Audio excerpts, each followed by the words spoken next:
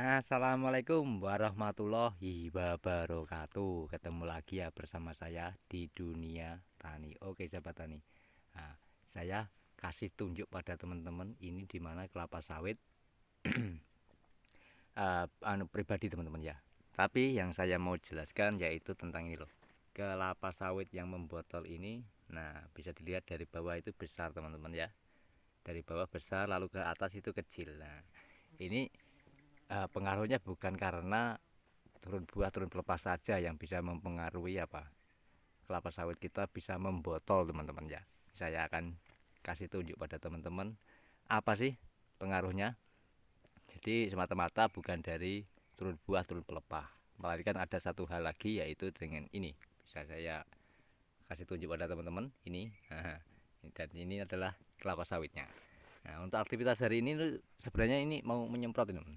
Ya, mau menyemprot ini. Tuh, capnya mau nyemprot. Tapi bukan ini yang saya semprot, melainkan di sebelah sana yang sawit masih kecil itu ya. Itu umur sekitar ya 6 tahun, 5 tahun ya teman-teman. Oke. Langsung saja kita pembahasan tentang ini, sawit membotol. Jadi sawit membotol ini bukan ini terjadi bukan karena turun buah turun pelepah saja ya. Ya. Terus apa Pak yang berpengaruh? Jadi berpengaruhnya dari perhatikan di bawah. Bawah itu kan besar. Nah, kemungkinan atau memang terjadi ya, bukan kemungkinan ya, memang terjadi. Itu dari awal itu pemupukan rutin dan bibitnya unggul ya, bibitnya unggul. Tentu saja bibitnya unggul ya karena tidak ada jantan di sini ya.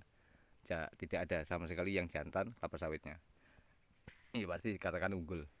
Nah, dari awal penanaman sampai umur ya sekitar 10 tahun itu 5 tahun itu masih bagus untuk pemupukan rutin ya, rutin pemupukannya dan perawatannya pun bagus.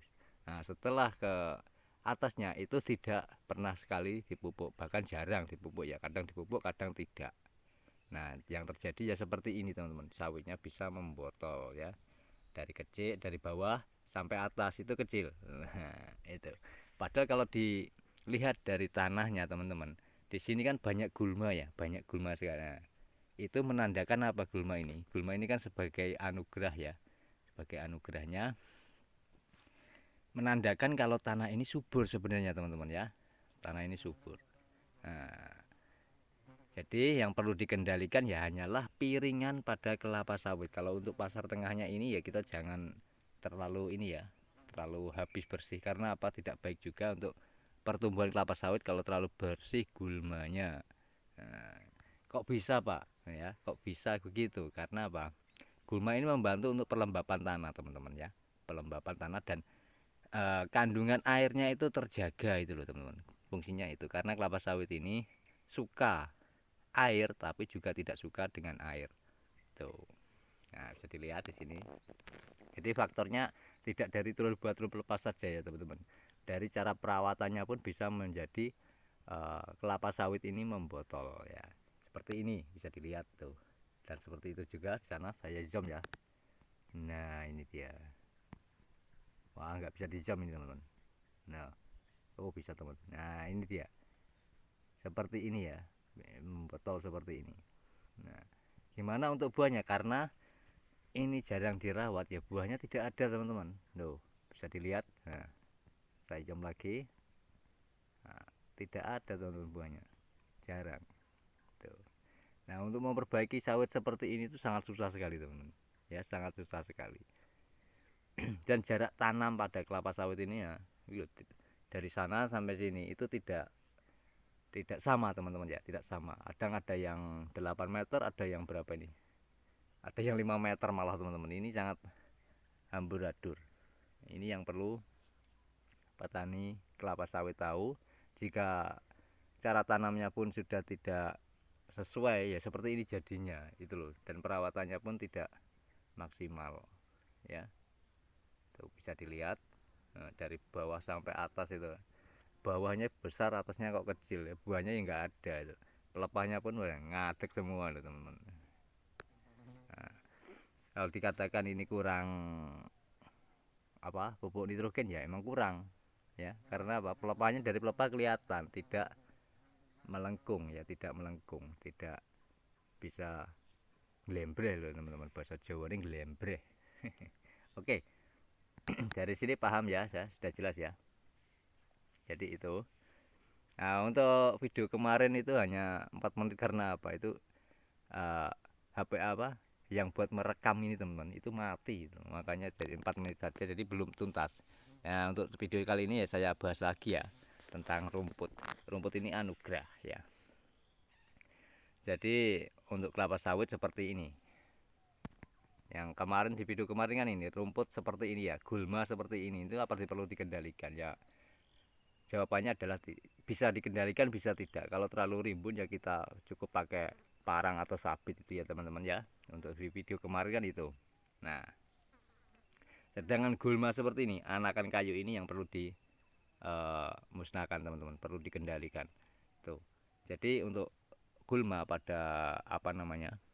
Kelapa sawit itu tidak perlu dimusnahkan habis, melainkan dikendalikan ya, beda ya. Nah, beda. Nah, bisa dilihat di sana kelapa sawit yang ini sama teman-teman ya, sama. Bawahnya tuh besar, atasnya tuh kecil. Nah, ini faktornya apa? Turun buah apa turun pelepah. Jadi tidak semua yang kelapa sawit membotol itu dari turun buah turun pelepah ya. Dari segi perawatan bisa teman-teman ya, bisa. Karena dari yang awalnya itu konsumsi atau nutrisi yang pada tanah itu terpenuhi dengan cukup bahkan lebih. Nah, setelah agak tinggi itu kurang teman-teman, jadi ya seperti ini jadinya itu loh. Oke, makanya kalau di kelapa sawit itu harus rutin, dan kalau bisa jangan sampai telat untuk pemupukan. Seumpama gini loh, seumpama contohnya ya, 3 bulan sekali kita mupuk ya, terus 3 bulan sekali saja ya. Jadi jangan sampai 3 bulan pemupuk, 6 bulan lagi baru dipupuk. Nah itu jangan, nanti bisa seperti ini dampaknya itu.